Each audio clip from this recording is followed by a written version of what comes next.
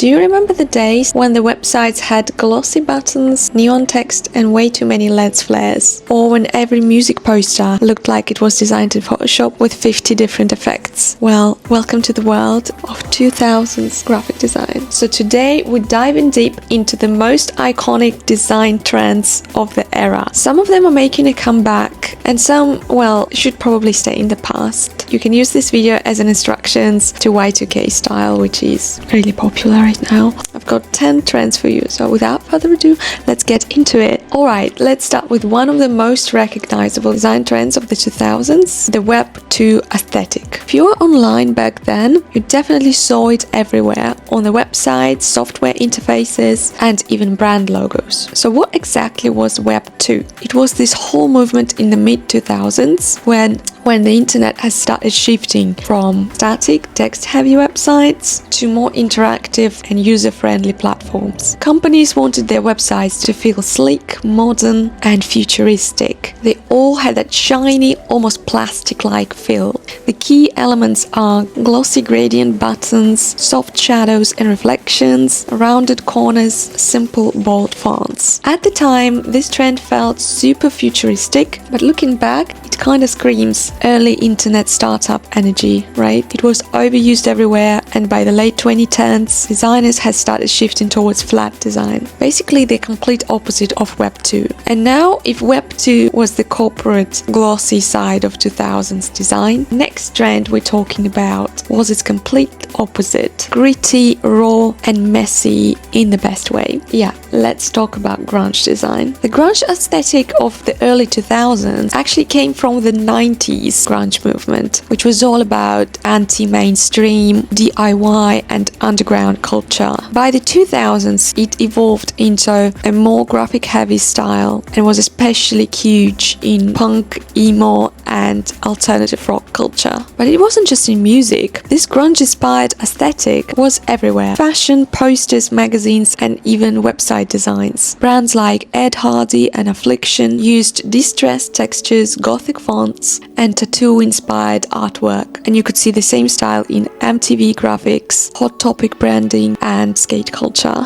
The key design elements are distressed and textured fonts, torn paper and rough edges, dark and muted color palettes, collage and layering. As the 2000s went on, though, grunge slowly started evolving into the emo aesthetic. Because we remember when emo came about, closer to the end of the decade, so it was like a deviation from grunge aesthetic. It took the dark, distressed look of grunge and mixed it with more dramatic, gothic, and neon elements, instead of the raw, punk-inspired designs of early 2000s grunge. Late 2000s emo graphics had skulls, checkerboard patterns, neon pinks, and over-the-top typography. So we can also say that the glam style was mixed into it a little bit. So we can say that it was something new. At the time, this aesthetic felt raw, rebellious, and totally different from the corporate design of Web 2. But just like any trend, grunge eventually faded out and shifted towards cleaner, more modern styles. And now, while grunge was all about chaos and rebellion, our next trend took a completely different approach. It was futuristic, sleek, and almost alien-like. Let's talk about techno-futurism and cyber aesthetic of the 2000s. And I'd like to split it into a few trends. The first one of them, which is the third in total, will be over-the-top Photoshop effects. If you were designing anything in 2000s and didn't use at least 3 Photoshop effects on every element, were you even a designer? Because back then, the more effects, the better. This trend wasn't about subtlety. It was about making everything look shiny, three-dimensional, and extremely digital. Whether it was a website banner, a music poster, or a corporate logo, you bet it was drowning in effects. And let's not forget about text effects. If your text didn't have outer glow or drop shadows stacked on top of each other, were you even trying? This was especially common in gaming graphics, early YouTube intros, and tech websites. And of course, the lens flare, the ultimate let's make it look cool effect. of the 2000s. Movie posters, CD covers, even business graphics. If it could have a lens flare, it did. At the time, these effects felt high-tech and modern, but looking back, it's a bit hilarious how excessive they were. By the early 2010s, designers started shifting towards flat and minimal design, getting rid of all the unnecessary effects. But Photoshop wasn't just about glow effects and shadows. Another massive trend of the 2000s was all about making this look shiny, reflective, and futuristic. So let's talk about shiny chrome aesthetic and metallic effects. If you wanted something to look high-tech, expensive, and futuristic in the 2000s, there was one guaranteed way to do it: make it metallic. Everything from logos to text to entire layout was drowning in chrome, silver, and glossy reflections. This trend was everywhere,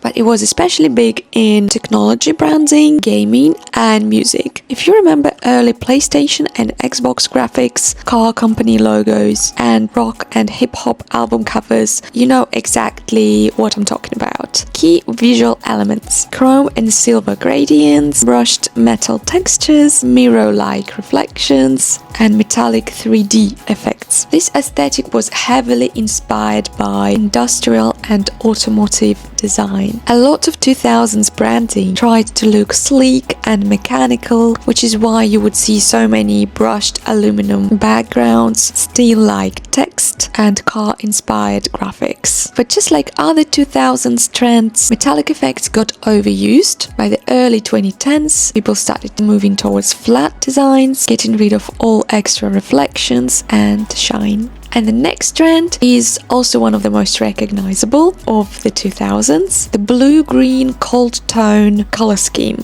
If you watched music videos or looked at album covers of that time, you've definitely seen it everywhere. So why was this color scheme so popular? First, it gave designs that futuristic and high-tech feel, which fit perfectly with the rise of electronic music, R&B, and digital aesthetics of the 2000s. And this wasn't just in music, it was also in movie posters, magazine covers, and video game art. In fact, the famous teal and orange color grading trend started picking up in the late 2000s, making everything look cinematic and dramatic. But like most trends, the blue-green aesthetic eventually faded out as we moved into the 2010s, where warmer and more natural tones started taking over. If you think of the 2000s photography, one thing probably comes to mind: blown out highlights, extreme contrast, and oversaturated colors. Whether it was in fashion campaigns, album covers, or MySpace selfies, everything looked intensely bright and high energy. This style was everywhere in the 2000s, especially in music, fashion, and pop culture photography. It made photos feel more dramatic, edgy, and hyper digital, which perfectly matched the overall aesthetic of the era. And just like other trends I've mentioned already, this one has also faded out as people moved toward softer, more natural lighting in the 2010s. High contrast glossy photography was replaced with muted film-like grain and more minimal aesthetic. The next trend has to do with fonts. The 2000s had a very specific vision of what the future looked like, and typography played a massive role in that. Fonts were often bold, wide, and geometric, giving off a sense of speed, technology, and sci-fi energy. The key visual elements: wide letter forms, sharp geometric shapes, minimal curves, lots of angles, often paired with glowing or metallic effects. This aesthetic was especially huge in gaming and movie branding. If you look at early 2000s video games, album covers, sci-fi films, and even tech company logos, you'll see these fonts everywhere. But I know nowadays they are more associated with something machinery, something that has to do with cars,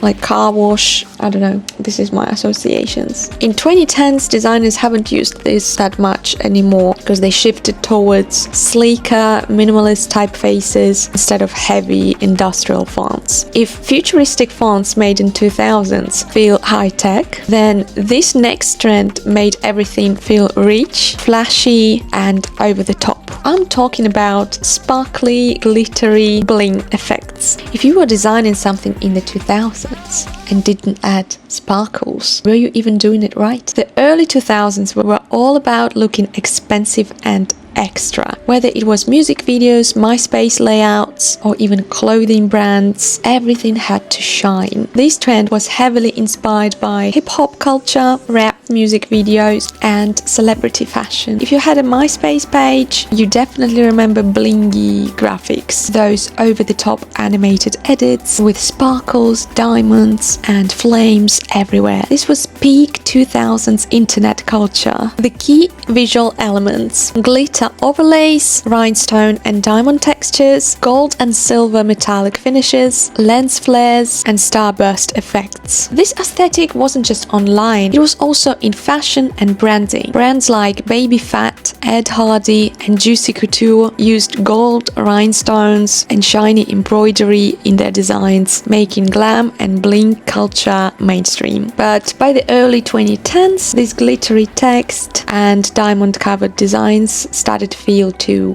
cheap and tacky and too much for everything. And people started moving towards more minimalist styles, like I mentioned multiple times. And the next trend is related to typography again. It's about thin, all caps, sans serif fonts. While bling effects made in 2000s feel flashy and extravagant, this trend went in a completely different direction. These fonts were more minimal, futuristic, and high-tech, used everywhere from corporate branding to sci-fi movies and music album covers. In the 2000s, if you wanted something to look more luxurious, modern, and high fashion, you used thin, all caps, sans serif fonts, especially with a very tight tracking. I think that came from the 90s. This typography style set the stage for the minimalism of the 2010s. As the decade progressed, designers started removing extra details, flattening graphics, and embracing white space. And the last trend I'd like to talk about is more like an overarching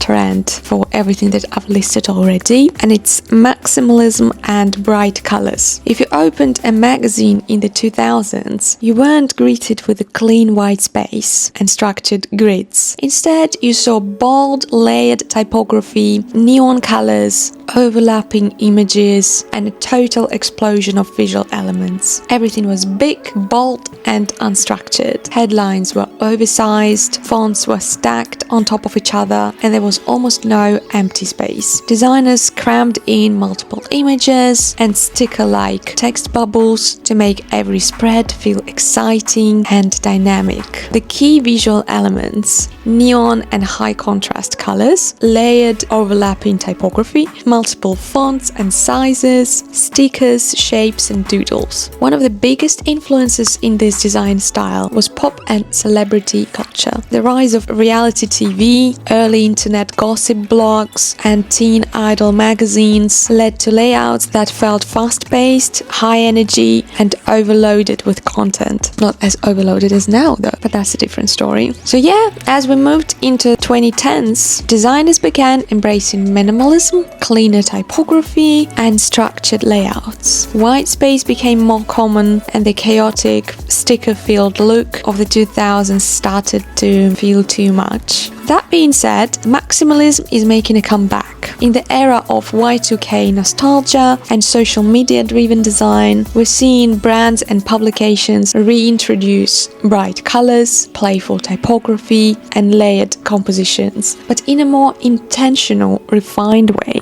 And that brings us to an end of the most iconic graphic design trends of the 2000s. From Web 2, gloss futuristic fonts, and neon maximalism to the early signs of 2010s minimalism. This era was all about bold choices, digital excess, and high energy design. Let me know if you liked that decade. Do you feel nostalgic about it, or do you think it should stay in the past? Today, a lot of designers are trying to recreate those trends and call it Y2K, but of course today it's not exactly the same. If you search on Pinterest or anywhere on the internet early 2000s or 2000s graphic design, you will most likely see Y2K, which is a recreated version of it. And it took me a while to find the examples of the original designs, which are a little bit different from what designers are doing today. There's always a modern twist to recreating anything. So yeah, just let me know your thoughts, and if you like these kind of videos, because I can make another one about 2010s